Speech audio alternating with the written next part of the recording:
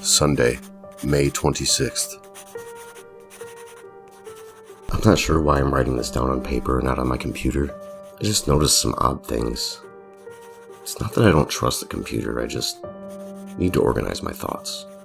I need to get down all the details somewhere objective, somewhere I know that what I write can't be deleted or changed. Not that that's happened. It's just everything blurs together here, and the fog of memory lends a strange cast to things. I'm starting to feel cramped in this small apartment. Maybe that's the problem. I just had to go and choose the cheapest apartment, the only one in the basement. The lack of windows down here makes day and night seem to slip by seamlessly. I haven't been out in a few days because I've been working on this programming project so intensively. I suppose I just wanted to get it done. Hours of sitting and staring at a monitor can make anyone feel strange, I know. But I don't think that's it. I'm not sure when I started to feel like something was odd. I can't even define what it is. Maybe I just haven't talked to anyone in a while. That's the first thing that crept up on me. Everyone I normally talk to online while I program has been idle, or they've simply not logged on at all. My instant messages go unanswered, and the last email I got from anybody was a friend saying he'd talk to me when he got back from the store, and that was yesterday. I'd call with my cell phone, but reception's terrible down here. Yeah, that's it. I just need to call someone. I'm gonna go outside. Well, that didn't work so well. As the tinge of fear fades, I'm feeling a little ridiculous for being scared at all. I looked in the mirror before I went out, but I didn't shave my 2-day stubble I've grown. I figured I was just going out for a quick cell phone call. I did change my shirt though, because it was lunchtime, and I guessed that I'd run into at least one person I knew. That didn't end up happening, though I wish it did. When I went out, I opened the door to my small apartment slowly. A small feeling of apprehension had somehow already lodged itself in me for some indefinable reason. I chalked it up to not having spoken to anyone but myself for a day or two. I peered down the dingy gray hallway, made dingier by the fact that it was a basement hallway. On one end, a large metal door led to the building's furnace room, which was locked, of course. 2 dreary soda machines stood by it. I bought a soda from one the first day I moved in, but it had a 2-year-old expiration date on it. I'm fairly certain nobody knows these machines are even down here, or my cheap landlady just doesn't care to get them restocked. I closed my door softly and walked the other direction, taking care not to make a sound. I have no idea why I chose to do that, but it was fun giving into the strange impulse not to break the droning hum of the soda machines, at least for the moment. I got to the stairwell and took the stairs up the building's front door. I looked through the heavy door's small square window and received quite the shock. It was definitely not lunchtime. City gloom hung over the dark street outside, and the traffic lights at the intersection in the distance blinked yellow. Dim clouds, purple and black from the glow of the city, hung overhead. Nothing moved, save a few sidewalk trees that shifted in the wind. I remember shivering, though it wasn't cold. Maybe it was the wind outside. I could vaguely hear it through the heavy metal door, and I knew that it was that unique kind of late-night wind, the kind that was constant, cold, and quiet, save for the rhythmic music it made as it passed through countless unseen tree leaves. I decided not to go outside. Instead, I lifted my cell phone to the door's little window and checked the signal meter. The bars filled up the meter, and I smiled. Time to hear someone else's voice, I remember thinking, relieved. It was such a strange thing to be afraid of nothing. I shook my head, laughing at myself silently. I hit speed dial for my best friend Amy's number and held the phone up to my ear. It rang once, but then it stopped.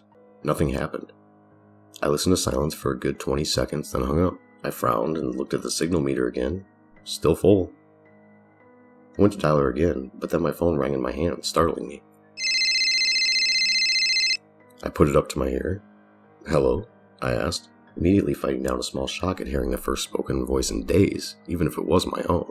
I'd gotten used to the droning hum of the building's inner workings, my computer and the soda machines in the hallway.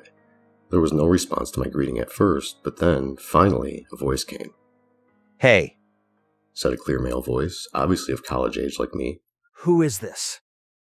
"John," I replied, confused. "Oh, sorry, wrong number." He replied, then hung up. I lowered the phone slowly and leaned against the brick wall of the stairwell. That was strange. I looked at my received call list, but the number was unfamiliar.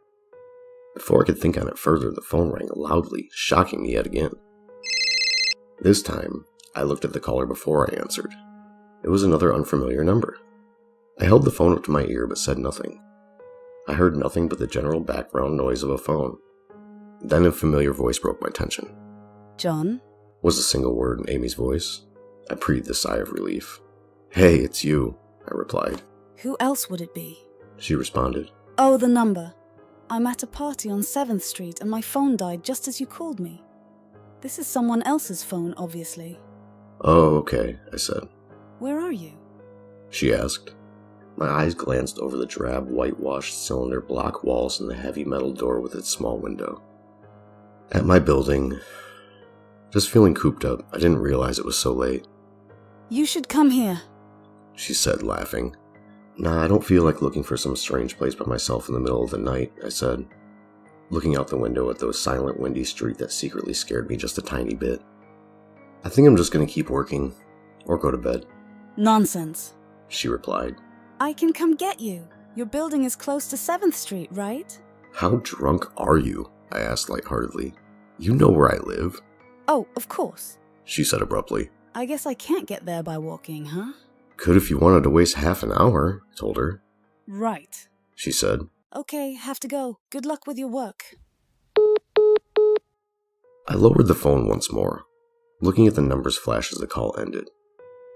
Then the droning silence suddenly reasserted itself in my ears. The 2 strange phone calls in the eerie street outside just drove home my aloneness in this empty stairwell. Perhaps from having seen too many scary movies, I had a sudden inexplicable idea that something could look in the door's window and see me. Some sort of horrible entity that hovered at the edge of aloneness, just waiting to creep on unsuspecting people that strayed too far from other human beings. I knew the fear was irrational, but nobody else was around, so I jumped down the stairs, ran down the hallway into my room, and closed the door as swiftly as I could while still staying silent. Like I said, I feel a little ridiculous for being scared of nothing, and the fear's already faded. Writing this down helps a lot. It makes me realize that nothing is wrong. It filters out half-formed thoughts and fears and leaves only cold, hard facts. It's late. I got a call from a wrong number. Amy's phone died, so she called me back from another number. Nothing strange is happening. Still, there was something a little off about that conversation. I know it could have just been the alcohol she'd had. Or was it even her that seemed off to me? Or was it... Yeah, that was it. I didn't realize it until this moment, writing these things down. I knew writing things down would help. She said she was at a party, but I only heard silence in the background. Of course, that doesn't mean anything in particular, and she could have just gone outside to make the call. Well, no, that couldn't be it either. I didn't hear the wind. I need to see if the wind is still blowing.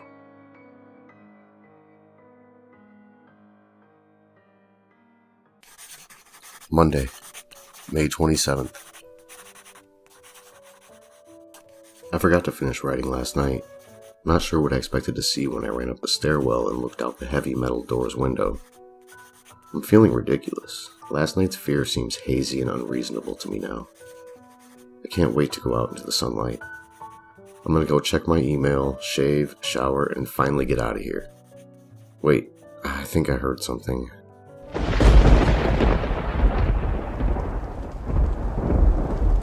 It was thunder. The whole sunlight and fresh air thing didn't happen. I went out into the stairwell and up the stairs, only to find disappointment. The heavy metal door's little window showed only flowing water as torrential rain slammed against it. Only a very dim, gloomy light filtered in through the rain. But at least I knew it was daytime, even if it was a gray, sickly, wet day. I tried looking out the window and waiting for lightning to illuminate the gloom, but the rain was too heavy and I couldn't make out anything more than vague, weird shapes moving at odd angles and the waves washing down the window. Disappointed, I turned around, but I didn't want to go back to my room. Instead, I wandered further up the stairs, past the first floor and the second. The stairs ended at the 3rd floor, the highest floor in the building. I looked through the glass that ran up the outer wall of the stairwell, but it was that warped, thick kind that scatters the light. Not that there was much to see through the rain to begin with. I opened the stairwell door and wandered down the hallway. The 10 or so thick wooden doors painted blue a long time ago were all closed. I listened as I walked, but it was the middle of the day, so I wasn't surprised that I heard nothing but the rain outside. As I stood there in the dim hallway listening to the rain, I had a strange fleeting impression that the doors were standing like silent granite monoliths, erected by some ancient forgotten civilization for some unfathomable guardian purpose. Lightning flashed, and I could have sworn that, for just a moment, the old grainy blue wood looked just like rough stone. I laughed at myself for letting my imagination get the better of me. But then it occurred to me that the dim gloom and lightning must mean that there was a window somewhere in the hallway.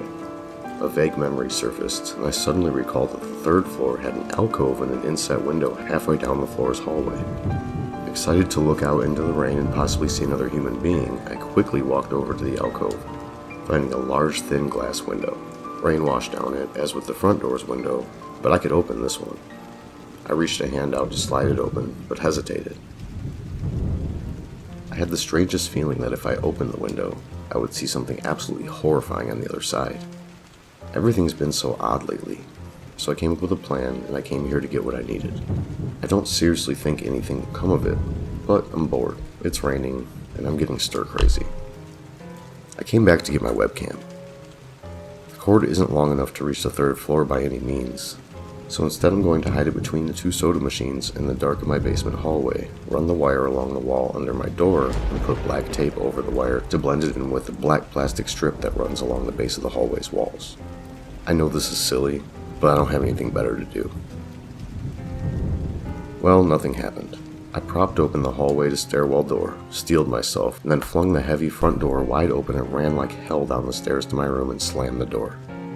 I watched the webcam on my computer intently, seeing the hallway outside my door and most of the stairwell. I'm watching it right now, and I don't see anything interesting. I just wish the camera's position was different, so that I could see out the front door. Oh hey, someone's online. I got out an older, less functional webcam that I had in my closet to video chat with my friend online. I couldn't really explain to him why I wanted to video chat, but it felt good to see another person's face. He couldn't talk very long and we didn't talk about anything meaningful, but I felt much better. My strange fears almost passed. I would feel completely better, but there was something odd about our conversation. I know that I've said that everything has seemed odd, but still, he was very vague in his responses. I can't recall one specific thing that he said. No particular name, or place, or event. But he did ask for my email address to keep in touch. Wait, I just got an email. I'm about to go out. I just got an email from Amy that asked me to meet her for dinner at the place we usually go to. I do love pizza, and I've been eating random food from my poorly stocked fridge for days, so I can't wait. Again, I feel ridiculous about the odd couple of days I've been having. I should destroy this journal when I get back. Oh, another email. Oh my god. I almost left the email and opened the door. I almost opened the door. But I read the email first. It was from a friend I hadn't heard from in a long time, and it was sent to a huge number of emails. It must have been every person he had saved in his address list.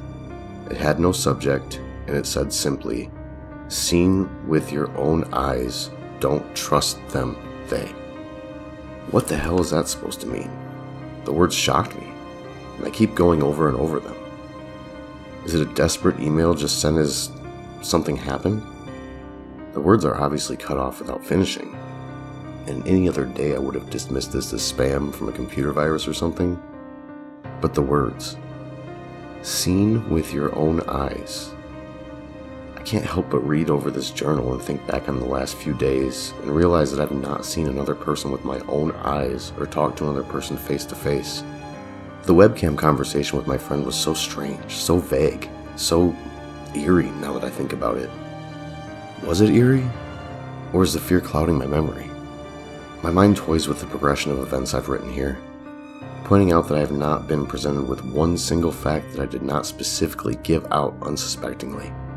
The random wrong number that got my name and the subsequent strange return call from Amy, the friend that asked for my email address. I messaged him first when I saw him online, and then I got my first email a few minutes after that conversation. Oh my god. The phone call with Amy. I said over the phone, I said that I was within half an hour's walk of 7th Street. They know I'm near there. What if they've been trying to find me? Where is everyone else? Why haven't I seen or heard from anyone else in days? No, this is crazy. This is absolutely crazy. I need to calm down. This madness needs to end. I don't know what to think. I ran about my apartment furiously, holding my cell phone up to every corner to see if I got a signal through the heavy walls.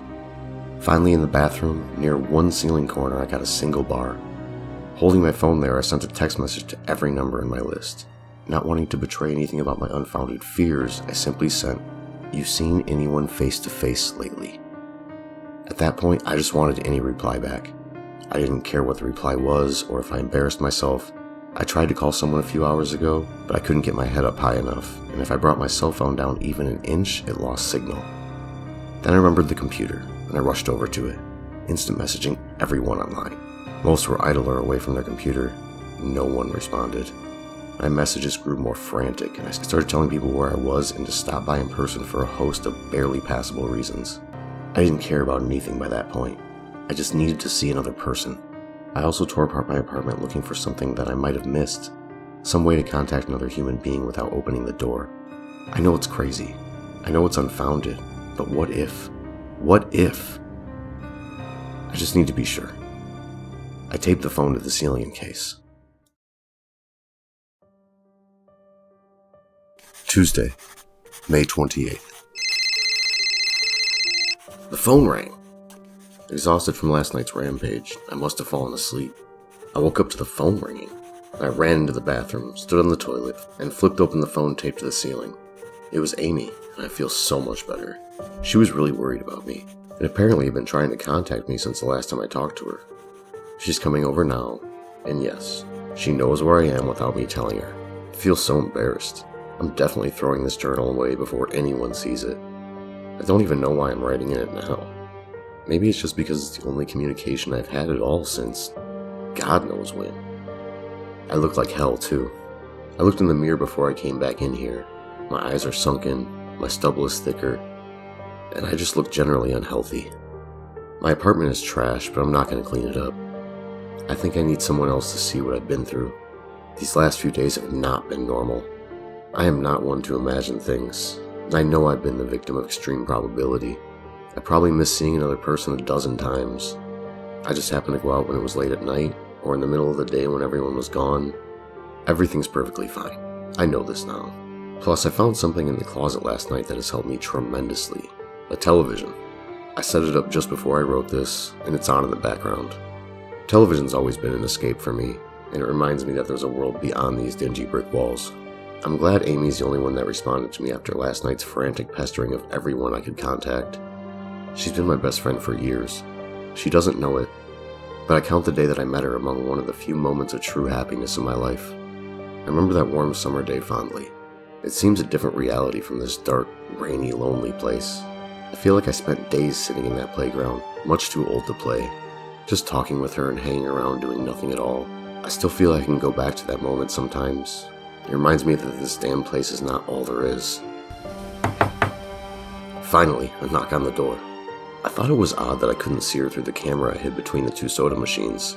I figured that it was just bad positioning, like when I couldn't see out the front door. I should have known. I should have known. After the knock, I yelled through the door jokingly that I had a camera between the soda machines, because I was embarrassed myself that I had taken this paranoia so far. After I did that, I saw her image walk over to the camera and look down at it. She smiled and waved. "Hey," she said to the camera brightly, giving it a wry look. "It's weird, I know," I said into the mic attached to my computer. "I've had a weird few days." "You must have..." she replied. "Open the door, John." I hesitated. How could I be sure? "Hey, humor me a second here," I told her through the mic. "Tell me one thing about us. Just prove to me that you're you." She gave the camera a weird look. Alright," she said slowly, thinking. "We met randomly at a playground when we were both way too old to be there." I sighed deeply as reality returned and fear faded. God, I'd been so ridiculous. Of course it was Amy. That day wasn't anywhere in the world except in my memory. I'd never mentioned it to anyone, not out of embarrassment, but out of a strange secret nostalgia and longing for those days to return.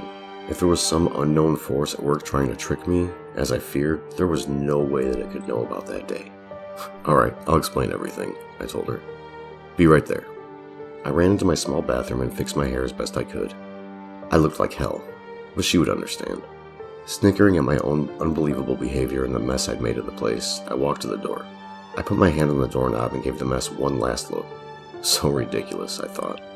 My eyes traced over the half-eaten food laying on the ground, the overflowing trash bin, and the bed I'd tipped over to the side looking for God knows what.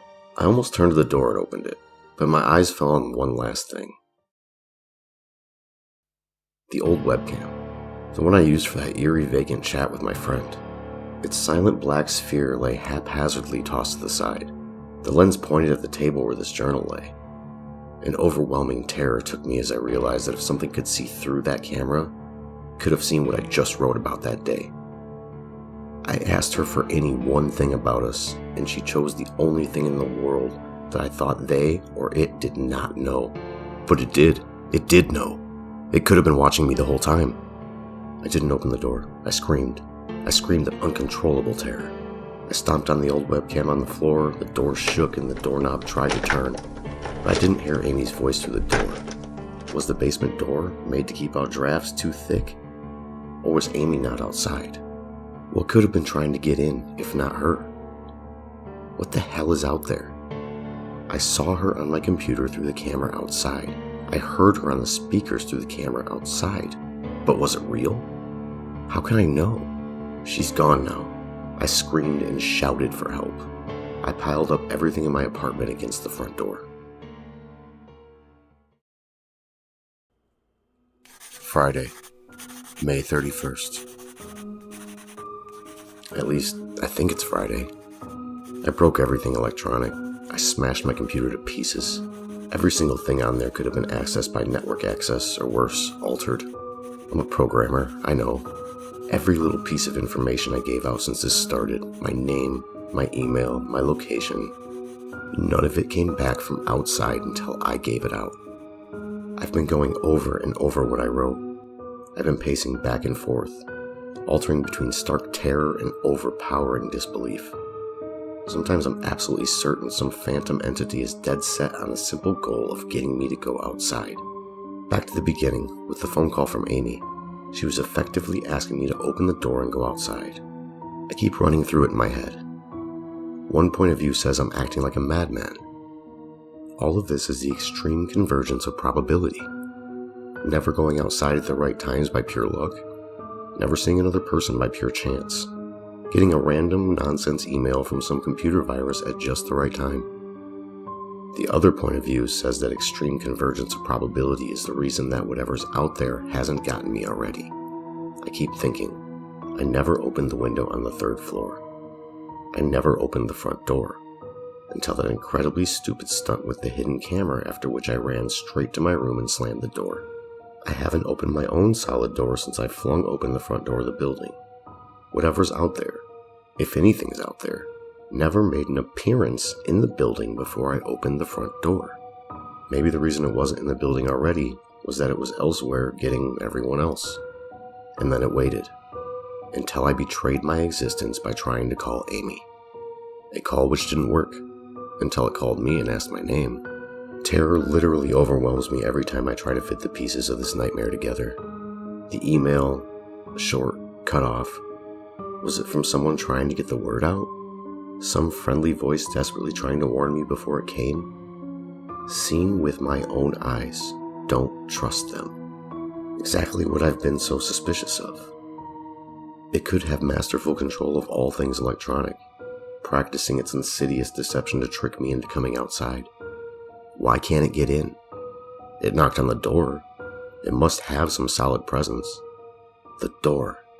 The image of those doors in the upper hallway as guardian monoliths flashes back into my mind every time I trace this path of thoughts. If there's some phantom entity trying to get me to go outside, maybe you can't get through doors. I keep thinking back over all the books I've read or movies I've seen, trying to generate some explanation for this. Doors have always been such intense foci for human imagination, always seen as wards or portals of special importance. Or perhaps the door is just too thick. I know that I couldn't bash through any of the doors in this building, let alone the heavy basement ones. Aside from that, the real question is, why does it even want me? If it just wanted to kill me, it could do that any number of ways, including just waiting until I starve to death. What if it doesn't want to kill me? What if it has some far more horrific fate in store for me? God, what can I do to escape this nightmare? A knock on the door. I told the people on the other side of the door I need a minute to think and I'll come out. I'm really just writing this down so I can figure out what to do. At least this time I heard their voices. My paranoia, and yes, I recognize I'm being paranoid, has me thinking all sorts of ways that their voices could be faked electronically. There could be nothing but speakers outside, simulating human voices. Did it really take them 3 days to come talk to me? Amy is supposedly out there, along with 2 policemen and a psychiatrist. Maybe it took them 3 days to think of what to say to me. The psychiatrist's claim could be pretty convincing, if I decide to think this has all been a crazy misunderstanding and not some entity trying to trick me into opening the door. The psychiatrist had an older voice, authoritarian but still caring. I liked it. I'm desperate just to see someone with my own eyes. He said I could have something called cyber psychosis, and I'm just one of a nationwide epidemic of thousands of people having breakdowns triggered by a suggestive email that got through somehow. I swear he said got through somehow. I think he meant spread throughout the country inexplicably, but I'm incredibly suspicious that the entity slipped up and revealed something. He said I'm part of a wave of emergent behavior, that a lot of other people are having the same problem with the same fears, even though we've never communicated. That neatly explains the strange email about eyes that I got. I didn't get the original triggering email, I got a descendant of it. My friend could have broken down too and tried to warn everyone he knew against his paranoid fears. That's how the problem spreads, the psychiatrist claims. I could have spread it too, with my text and instant messages online to everybody I know. One of those people might be melting down right now after being triggered by something I sent them. Something that they might interpret any way they want. Something like a text saying, "Seen anyone face to face lately?" The psychiatrist told me he didn't want to lose another one. That people like me are intelligent, and that's our downfall. We drew connections so well that we draw them even when they shouldn't be there. He said it's easy to get caught up in paranoia in our fast-paced world, a constantly changing place where more and more of our communication is simulated. I have to give him one thing. It's a great explanation. It neatly explains everything. It perfectly explains everything, in fact. I have every reason to shake off this nightmarish fear that something or consciousness or being out there wants me to open the door so it can capture me from some horrible fate worse than death. It would be foolish, after hearing that explanation, to stay in here until I starve to death just to spite the entity that might have gotten everyone else. It would be foolish to think that, after hearing that explanation, I might be one of the last people alive in an empty world, hiding in my secure basement room, fighting some unthinkable deceptive entity just by refusing to be captured. It's a perfect explanation for every single strange thing I've seen or heard, and I have every reason in the world to let all of my fears go and open the door. That's exactly why I'm not going to. How can I be sure? How can I know what's real and what's deception? All these damn things with their wires and signals that originate from some unseen origin, they're not real. I can't be sure. Signals through a camera, faked video, deceptive phone calls, emails, even the television lying broken on the floor. How could I possibly know it's real? It's just signals, waves, light. The door. It's bashing on the door. It's trying to get in. What insane mechanical contrivance could it be using to simulate the sound of men attacking the heavy wood door so well? At least I'll finally see it with my own eyes. There's nothing left in here for it to deceive me with. I've ripped apart everything else. It can't deceive my eyes, can it? Seen with your own eyes. Don't trust them, they. Wait. Was that desperate message telling me to trust my eyes? Or warning me about my eyes too? Oh my god. What's the difference between a camera and my eyes? They both turn light into electrical signals. They're the same. I can't be deceived. I have to be sure. I have to be sure.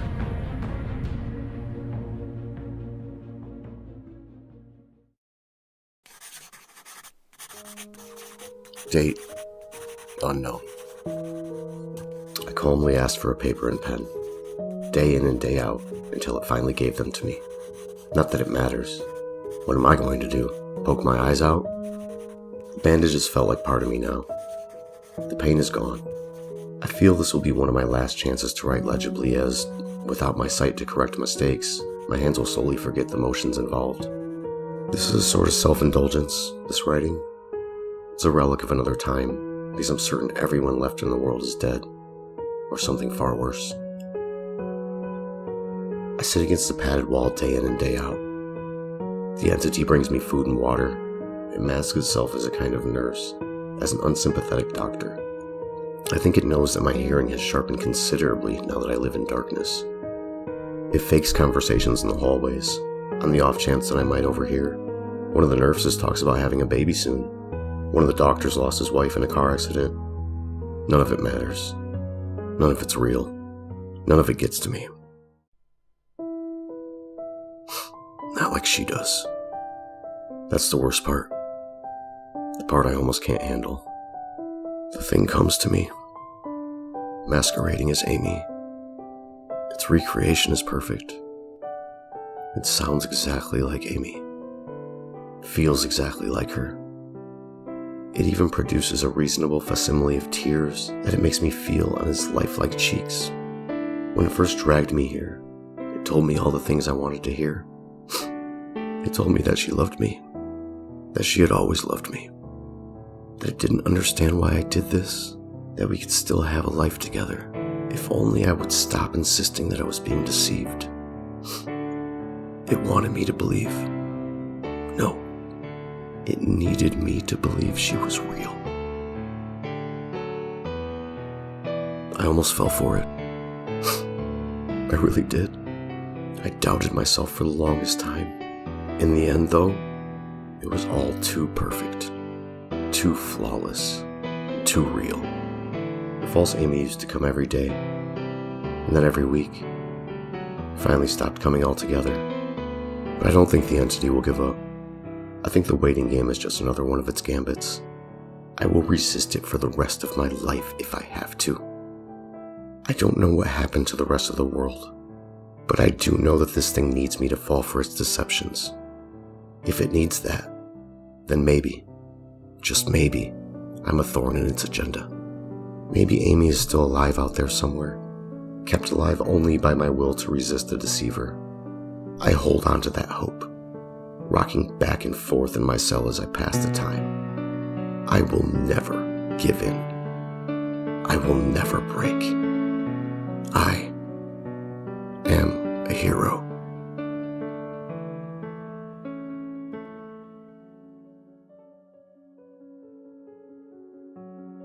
The doctor read the paper the patient had scribbled on. It was barely readable, written in the shaky script of one who could not see. He wanted to smile at the man's steadfast resolve, a reminder of the human will to survive, but he knew that the patient was completely delusional. After all, a sane man would have fallen for the deception long ago. The doctor wanted to smile. He wanted to whisper words of encouragement to the delusional man. He wanted to scream. But the nerve filaments wrapped around his head and into his eyes made him do otherwise. His body walked into the cell like a puppet and told the patient once more that he was wrong, and that there was nobody trying to deceive him.